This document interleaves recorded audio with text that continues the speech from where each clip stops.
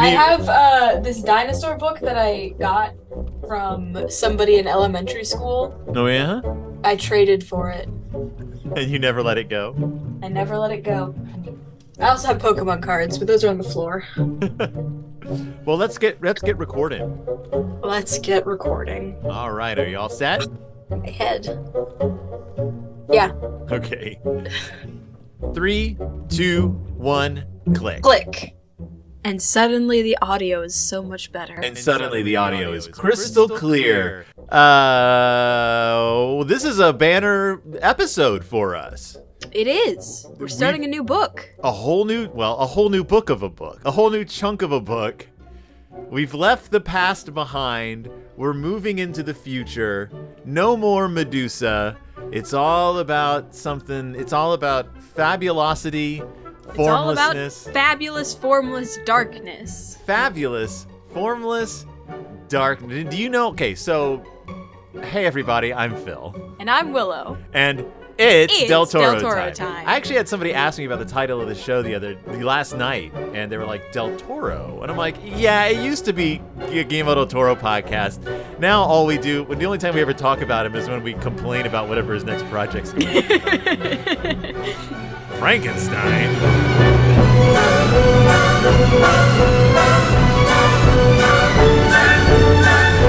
How will he handle the 12th retelling of Frankenstein? He better just stick exactly to the book. Like, that's the only way it could be anything fresh, because he's retold this story already about 100 different ways. What if I'm just excited for the visuals. The visuals are what I'm looking forward to. I hope at the end he surprises us all by making Frankenstein turn into a real live boy. He just retells Pinocchio. Right, but the parts he left out of Pinocchio, I hope he puts into completely Frankenstein. Changes the story. I hope Frankenstein turns into a donkey. And it's like, oh no. I hope this is the one movie where he doesn't tell the Frankenstein story. Right. This is actually a more accurate retelling of a Nightmare Alley. Yeah. No, but so we're on the third chunk of David G. Hartwell's seminal classic, The Dark Descent. The Dark Descent. I don't know why I went British for that one. The Dark Descent, governor. No, we're on the third chunk. This is called Smoke Ghost. No, not yet. Chunk. The chunk. A Fabulous Formless Darkness. A Fabulous Formless Darkness. So we had been covering psychological horror, and now we are shifting into stories that revolve around doubt, dread, and the unsettling question of reality. Stories that take an atmosphere of anxiety and discomfort to make us more aware that something terrible, something we can't quite pin down, I'm reading this, by the way, is happening right before our eyes. Suddenly, my audio's louder. Yeah. It's horror. It's I forgot to turn my microphone up. Defies direct confrontation, and that's what makes it truly horrifying. And it's not all necessarily supernatural either. No, I mean, not all horror is supernatural. But this first story is by far a ghost. It's pretty much supernatural. It takes a turn from the supernatural to like the cosmic at the end, which is totally a shocker.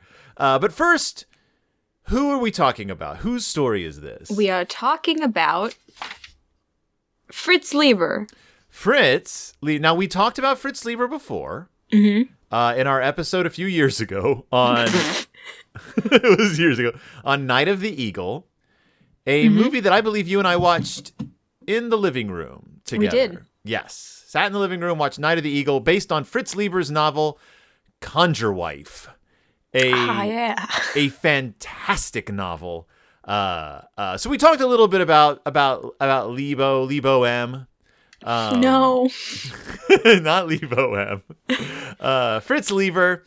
But can I just give a little quick rundown on his story again? Just for those of those.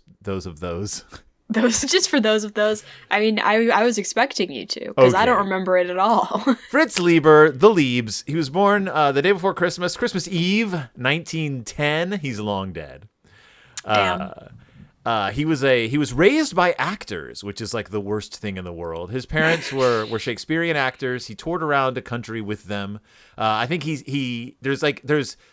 I believe when I did this research earlier, like I found old playbills and stuff starring like his father, Fritz Leiber Sr., and his mom. They were like famous, and nice. So he got his start in the theater. He was going to be a theater guy, but he ended up going to the University of Chicago. He got his undergraduate degree in psychology. He graduated in 1932, so like this was years ago. Just a few.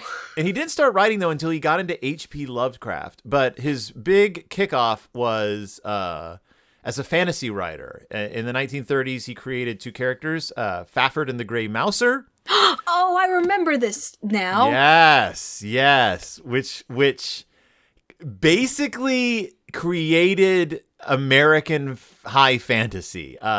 In fact, the term sword and sorcery was created by Fritz Leiber. Like, he coined that phrase. So whenever you hear anyone talk about sword and sorcery stories, that's it. He invented it. And kind of that idea of like, it's not high fantasy in the Tolkien sense. It's more high fantasy in the, well, what would become the Dungeons and Dragons sense. It's that kind of high fantasy. So yeah, Fafford and the Grey Mouser basically influenced Dungeons and Dragons. And in fact, he ended up licensing a bunch of his fantasy settings to Dungeons and Dragons in his later life because he was broke and alcoholic, and his wife died, and he got depressed and he needed money. But so D&D basically saved his life in that regard. D&D also saved my life. My social life, at least. Yeah. He was also a chess champion, like an international chess champion. So, you know, I really hate people who are good at everything. So stink on that, Fritz Leiber.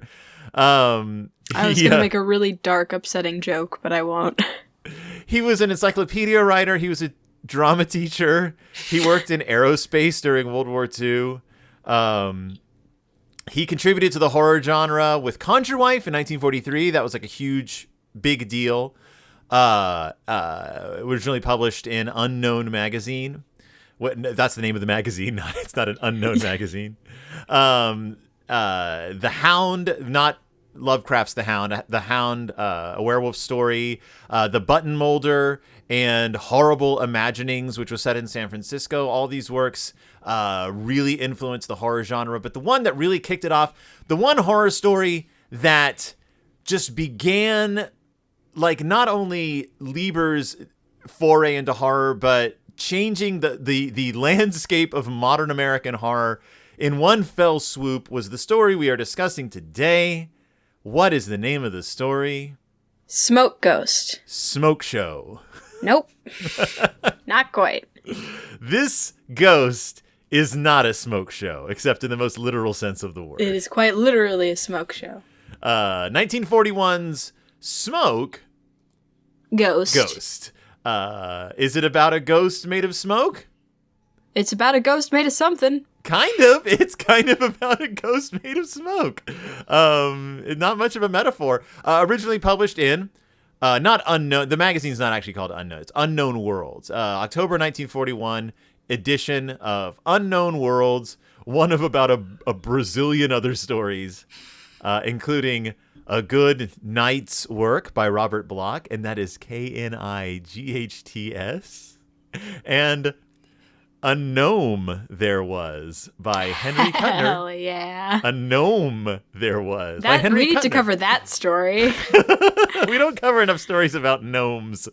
Also, Margaret Rodin's Finger. The title is the word finger twice, but with an exclamation point after each finger. Finger. Short story by Margaret I hope Rodin. it's about a finger that inches across the ground and kills people. Has Finger been reprinted? Yes. Alfred Hitchcock's Stories for Late at Night and Stories for Late at Night Part 2. So good, he had to publish it twice. Finger. But we're not discussing Finger. We're not discussing a gnome named Norm. We are discussing Smoke Ghost. What, if you would be so kind, is Smoke Ghost? Smoke Ghost is a short story. The end. It's about a guy. I what year does it take place in? I assume 41. Yeah, I figured. Yeah. Takes place in 1941, World War II era. Right before our entry into World War II. Yep. And it is about a man who has started seeing just a little guy. A little guy. Just a little guy. And there's a lot of like the entry into this story is a lot of like, what's the word I'm looking for? I don't know. What is the word you're looking for? I have a word, but I need to make sure it is the right word. Spooky? Creepy? Pontification. Pontification. About like the idea of the supernatural. Mm-hmm. He's talking to this woman, or our main character, whose name is something. His name is Gans? Cans? He has a funny name. He does. Catsby. That's his first name. Yeah, Catsby. The Great Catsby?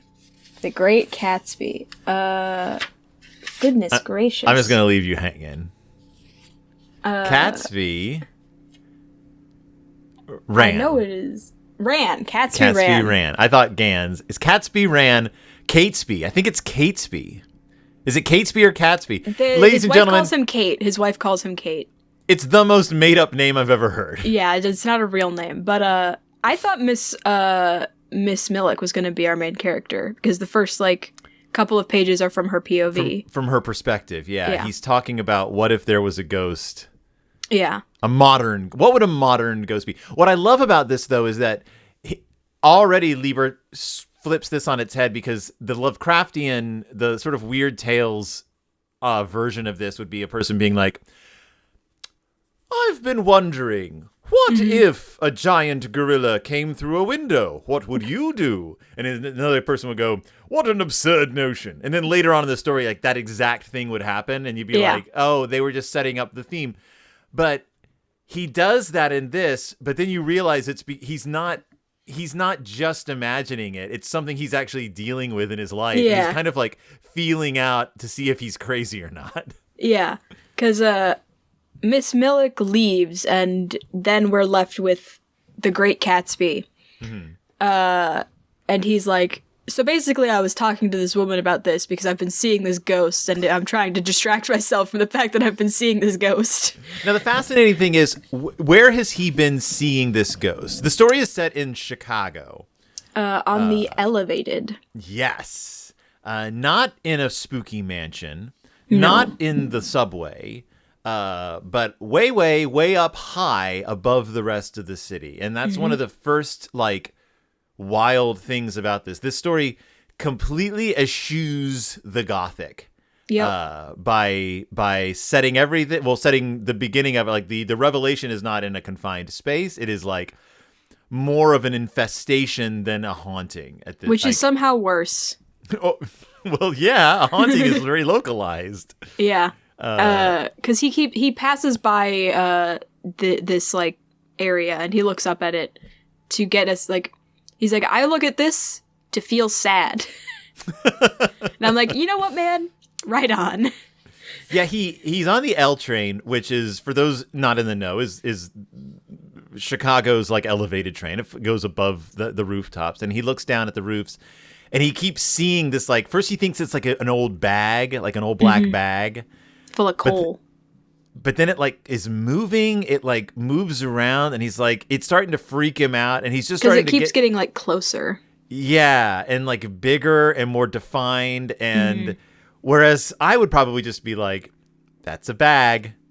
He's like, no, there's something really unsettling going on about this, and I think it's a reflection of our modern society. I would see that, and then I'd forget about it, and then the next day I'd see it again and be like, hey, look, there's a thing there. And then I'd forget about it again. Yeah, so every time he passes by, it's a little bit closer on the roof to the train, and it like jumps roofs. It gets closer and closer. And so and I've read this story before, but I hadn't read it in a while, and I forgot just how creepy it gets. I was like, oh wait, is this just going to be another one of those like is it all in his head? Is this like a psychological reflection of like industrialism? But this story actually gets freaky, kind of nuts. I really like our main character because he's like he's grounded in reality. And he has a history. He has a past. He does, which is past. awesome. Yeah. Like The Ring. Yeah. He's freaked out and he's like, you know what? Ghosts aren't real. So I'm going to go see a psychiatrist. And I'm like, yep, there we go, man. Yep. That is your next best step. And he's like, I really don't want to see a psychiatrist because I don't want to be, they call it psychological abnormality. Yeah. Well, again, 1941, this is like the beginning of this is like we are moving past Freudian analysis. We're into Jungian analysis now, and that's like a huge part of this story is like people are starting to go to the psychiatrist, but it still has this terrible stigma around it, and you could be labeled like psychologically abnormal. Yeah. Fortunately, his trip to the psychiatrist makes him feel a lot better. Yep. Because he goes to the psychiatrist. And you know what? Not a bad trip to the psychiatrist. He talks about his past, where he used to have, when he was a kid, he supposedly had the ability to, like, see through objects. Yeah. Like, everything around him was, like, he had, like, x-ray vision, I guess. Which is a less spooky way of putting that. And, like, around corners. Yeah. He had blind sense. It's wild. And he became kind of a little, like, he was studied, right? Yeah. First his mom started carting him around, like, doing shows and stuff. Yeah. And she really wanted him to be able to talk to the dead, but he was never able to do that. Right. But two, like, I think it was, like, Harvard, like, young Harvard psychiatrists, or whatever they were. These researchers. Yeah. Researchers, doctors, came and studied him. And then, as it always happens, on the day of the big, like, reveal, like, he loses his ability to do it, because... Yeah. And he's, like, relieved. Yeah. Because this wasn't a fun life for him. No, he hated it. And then his parents got divorced and his dad took him and he had a fun childhood. Now, why do you think Leiber added this aspect to the story? Because the story could exist without knowing any of this about him. Because it's fun. It is fun. There's also, like, the whole, like, showbiz childhood on Leiber's end. That's true. That's true. And I think that, like, I appreciated it because it really it added sort of a layer of, okay, something's definitely going on. Yeah. That sense of the fantastic does kind of exist in this world. I also wonder if, like, the latent powers he had allow him to perceive this thing before everyone else. He mentions that in the beginning. He's like, you have to be sensitive in order for, like, blah, blah, blah, blah. So I think that was what it was implying. It's a Shining situation. Yeah, it really is. Like, he's a little more tuned into this thing. Yeah. Not that not being tuned in does any great help to anyone else in this story, because as we shall see. So yeah, but at the end of his psychiatrist session, what happens? He finishes his story about his childhood and he looks up and the psychiatrist is looking past him and looks absolutely terrified. And he's like, "Hey man, you good?" The psychiatrist is like, Nope. Yep. Closing the window. He's like, well, why? And he's like, I saw a man peeking through. Yeah. And but not just a man. A racial slur. A racial slur. But so this begins our, like, sort of like foray into also people start seeing a black man, but they're always just like, but not like a black guy, like someone who's made up with, like, soot on their face, or like they've blacked themselves up for like a minstrel show. Yeah, blackface. Like, yeah, they're in blackface, which adds like a whole other layer to the story. Yeah, it's like, okay, racism. Because this is also story is coming on the heels of what is called the Great Migration, where a lot of Black Americans moved north. Yeah. And the white population of the North suddenly started getting all this anxiety about the encroaching Black population in all of their cities. And so you also have that layer on top of this. This is a story that deals not only with the industrialization of... It's funny, though, because our last story, Jolly Corner, dealt a lot with the industrialization of American cities, the building up of the cities, and how it's like ruining the landscape, and New York is now all these like giant skyscrapers and stuff. Yeah. This story comes sort of right after that, and it is also anxious about this, but it's not. It's more looking forward as opposed to pining for the past. Yeah. Like the other one does. This story is all about seeing into the future, whereas Jolly Corner was all about like regrets you made, regrets for the choices you did or did not make. I think I said in the last episode, I feel like these two stories like complement each other well. Yeah. Because they seem to come from almost completely different worlds. Yeah. Yeah, I really like this story. But the psychiatrist sees the being. And Catsby is like, oh, sweet, you can see it too. I'm not crazy. I'll see you later. And the guy's like, wait, what? He's like, bye. And he's gonna go home, but for some reason he's like, no, home seems like a bad idea. Yeah. Because he has a wife and a kid. He does, yes. He's a family man. He's also seems to be a pretty well-adjusted guy. Like, at first I thought he was like some kind of like, you're like, little office worker. But then I was like, oh wait, no, like as it goes on, I realize he's pretty level-headed. We're just seeing him at the worst time in his life. Yeah, we're seeing him at his lowest. Yes. Which is what horror is all about, seeing the most well-adjusted at their lowest. Right. But he goes back to his office, and he goes, and he's like, I don't think the lights are a good idea. Because then I can see. And I'm like, dude. Then you can see. So he goes... Is this before or after he gets the call from his wife? I believe he talks to her during this. Because she has a disturbing Yeah, because she calls him, and she's been trying to get a hold of him, and he's like, what's going on? And she's like, where are you? And he's like, I'm at the office, work. And she's like, okay, are you gonna be home soon? Because I just saw Ronnie just said that he saw someone in his window. It was probably just a dream, but it's really freaking me out. Yeah. And he's like, yeah, I'll be home soon. So Definitely. This thing is around, and it's following him? It's really hard to say. It must be. Yeah. We're trying to find him. Yeah, and so he's like, okay, I gotta go home.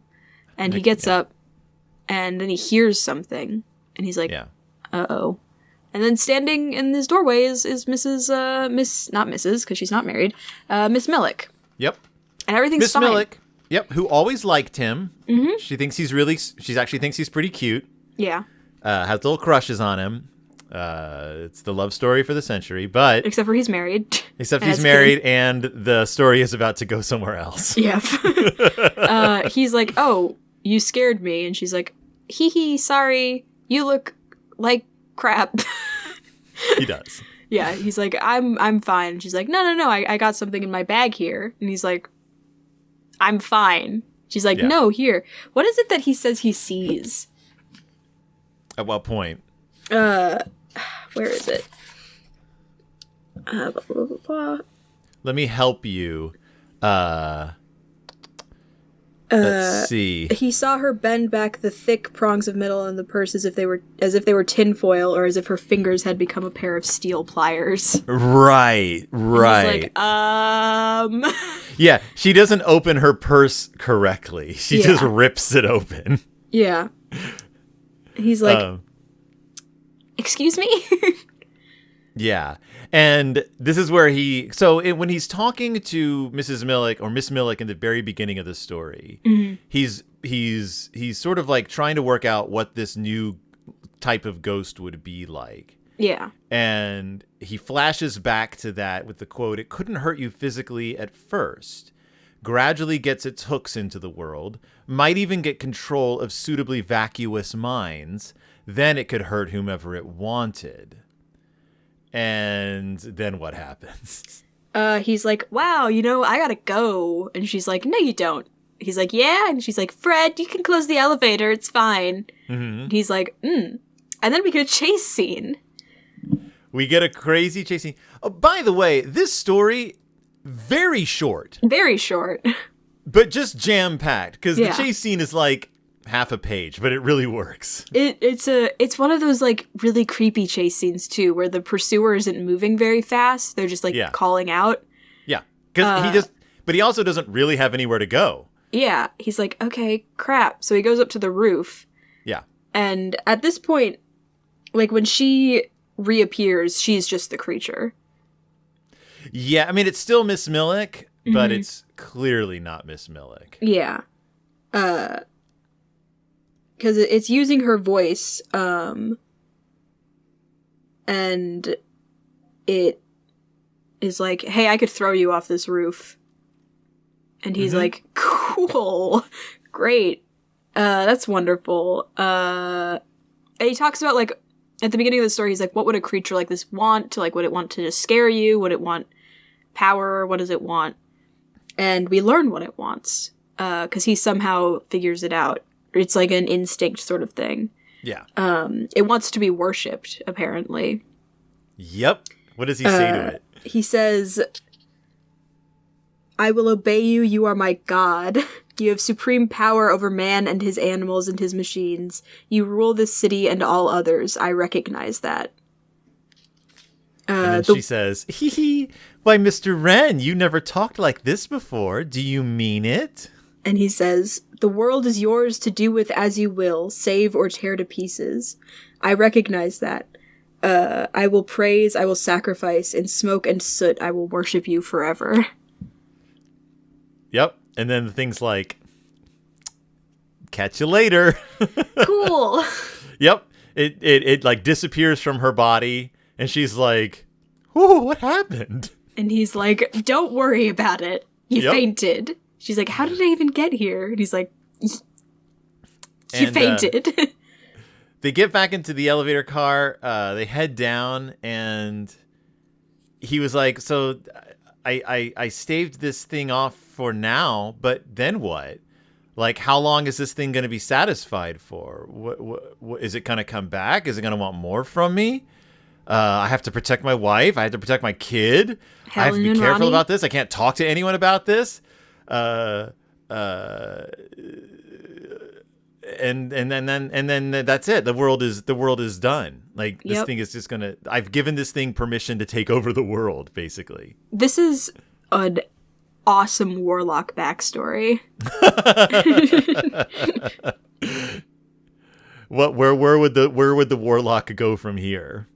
They would be like, "Guess I gotta figure out how to sacrifice stuff to my patron now."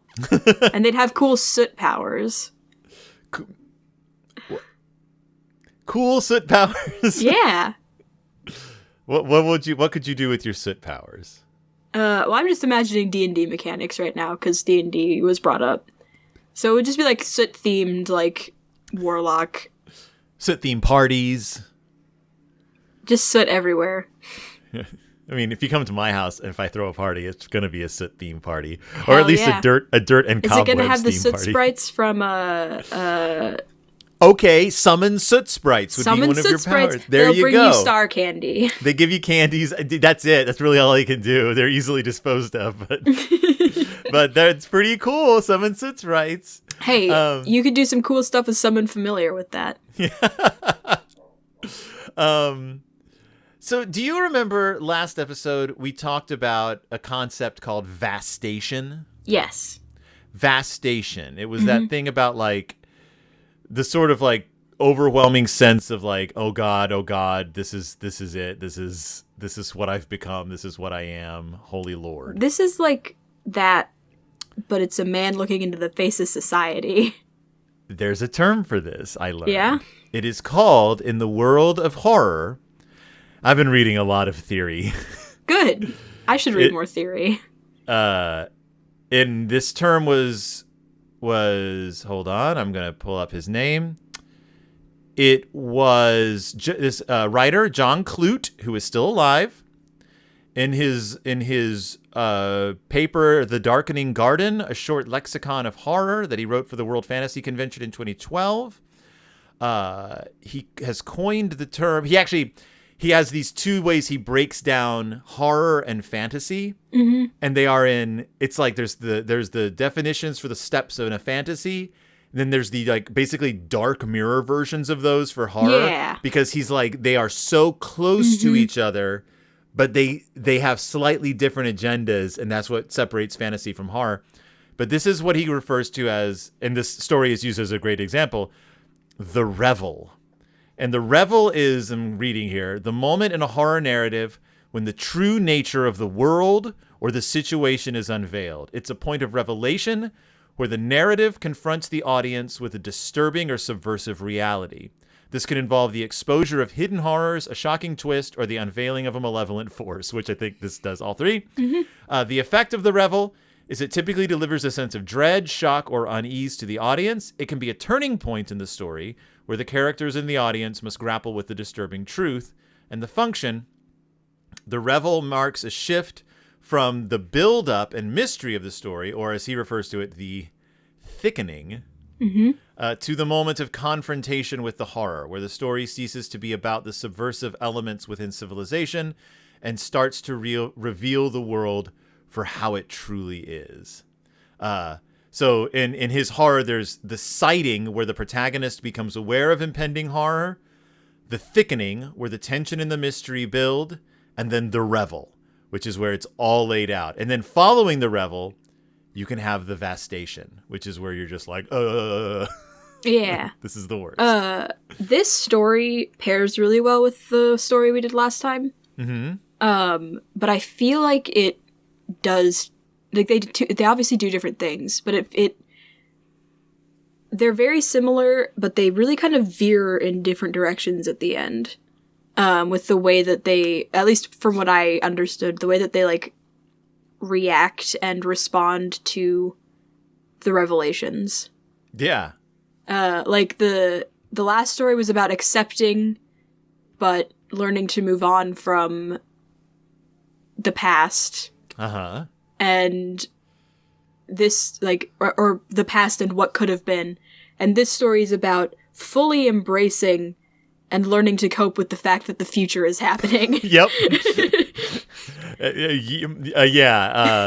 But it's interesting. They both end with our protagonist and a woman friend who has also been pulled into this weirdness in some way. Yeah. It ends with both. They both end with that, but one is very comforting and one is not comforting. Yeah. So I have a question for you. Yeah, what's up? About this. It's an important question. Who would you, if you had to choose, would you go on a date with Jolly Corner Ghost or Smoke Ghost?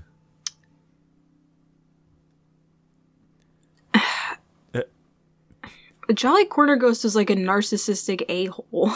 Right. I would probably choose Smoke Corner Ghost because Smoke Corner Ghost is like a cosmic horror. I mean, I guess that's an explanation. I would choose Smoke Ghost because Smoke Ghost is a cosmic horror. Yeah. A cosmic horror, but not, I was going to say not mean, but it is going to take over. I feel like I might die on the date with Smoke Ghost. But at least I'd probably have like an interesting time. I feel like Jolly Corner Ghost would just talk about like his stock bonds or whatever. Right. Yeah, Jolly Corner Ghost also is going to make you just feel bad about yourself. Yeah. Jolly Corner Ghost. Bad date. Bad Smoke date. Corner Ghost. Probably Why do you keep calling it Smoke Corner? Oh, because you keep saying Jolly Corner, and I'm getting it mixed up in my head. This is the Jolly Corner. This is the Smoke Corner. This is where Smoke you go to have Ghost. your smoke break. This is where you go for your Jolly break. Smoke Ghost. How many times did I say Smoke Corner? Probably a lot. Smoke Ghost probably would also be a bad date, but at least it would be interesting. Yes, these are the important questions, by the way. Jolly Corner Ghost would talk about NFTs. Oh yeah, yeah. If you updated Jolly Corner to the modern era, it would definitely, yeah. He would all be into NFTs and Bitcoin. Yeah. Yeah. We don't want that. Nope. Give us Smoke Ghost. He's just gonna smudge you up. He does make our main character's like living space really dirty. He does. Yeah, he keeps like finding like smears of soot everywhere. Yeah, the Smoke Ghost. Fascinating that Leiber is able to take a very obvious, like, what would a modern ghost be like? Ooh, it'd be all industrial and dirty, and actually make it work. Yeah. Like, I can't believe he pulled that off. They talk a lot about, a lot of analyses of these mention that he's very influenced by M.R. James, who also had like modern characters encountering like horrors. Of course, their horrors were all from the past, but horrors that would manifest out of your environment. So like in M.R. James, a ghost wouldn't just appear. It would be like the curtains would suddenly form the shape of a face and like come at you, or the bed sheets would rise up and it would be like an M.R. James ghost. And how this kind of takes the notion of the Jamesian wallop and turns it into like a slow burn, non-past based, but still an entity of the environment. It's like, what happens if you get rid of all that haunting nonsense and realize that the future is haunted in and of itself. Yeah. I love when horror turns away from the past. Yeah. Because it's because horror is so often about like the past. Mm-hmm. So when it's like, no, this is the future. It's like a Haunting of Hill House. In that the hanging lady ghost, like that was peak. I loved that. I just love future horror because it's like, yeah, this is unavoidable. And it's also we talk about how horror has a tendency to be a very conservative genre because it's always about like the mistakes of the past and returning to the past and worrying about the past. And when you look into the future like this, even though this is a very like the modern era, it's very much not a pining for the past, like anxiety about the modern era. It's about like there's this inevitable just pressure. And it's that thing where like not everyone pines for the past, but everyone is scared of the future. Like there is like you might not be scared of the future, but there is something in the future that you are dreading. I was gonna say, this is what happens when people with anxiety just make broad generalizations about humanity. We're like, everyone's afraid of the future. Everyone's afraid of the future. I truly think everyone is at least like they don't understand the future. Right. And there's no escaping the future. I mean, there is one. I mean, there is. It's a bad choice. You don't do it. Don't do it. Confront your smoke ghost. Go on a date with him. Take him to the Jolly Corner. You're all gonna have a good time. You're gonna have a good time with the smoke ghost. Would the smoke ghost? How would a date with the smoke ghost and the Jolly Corner ghost go? Oh, I would think that the Jolly Corner ghost would bore the smoke ghost, but the smoke ghost. Maybe the smoke ghost would just take over the body of the Jolly Corner ghost and like do some improvements on that house. I was just like, well, the smoke ghost is going to take over the world, is going to like be the ruler of the world. What if the smoke ghost ends up being like a good world ruler? What if it's just like, all right, I got some changes. We're going to have socialized health care. We're going to take care of that. We're going to redistribute ghost wealth for 2024. Smoke Ghost 2024. Let's go, Smoke Ghost. And that is the Smoke Ghost, or just Smoke Ghost by Fritz Leiber. But we're not done. We're just beginning this fabulous formless darkness. Willow, what do we have next on our plate? We have 7 American Nights by Gene Wolfe. 7 American Nights by Gene, not Knights either. Actual Nights. 7 American Knights. 7 American Knights by Gene Wolfe, an author whose works I have never been able to get into. So I am looking forward to this one because it comes highly recommended. And I just know that Gene Wolfe is he's a thinker. He's a thinking man. It has a fancy H at the beginning of the like narration of the story. Ooh, well then it must be good. They don't let you put those fancy H's in front of just anything. Willow Exciting. Was like lost in the story already. It's long. It's a long. Oh yes. So yes. So not only is this a Gene Wolfe story, this is, I believe, referred to as one of our favorite. Oh, this is a novella. This isn't even a novelette. This is our novella for this chunk. It is 38 pages long. Yeah, this is a good one.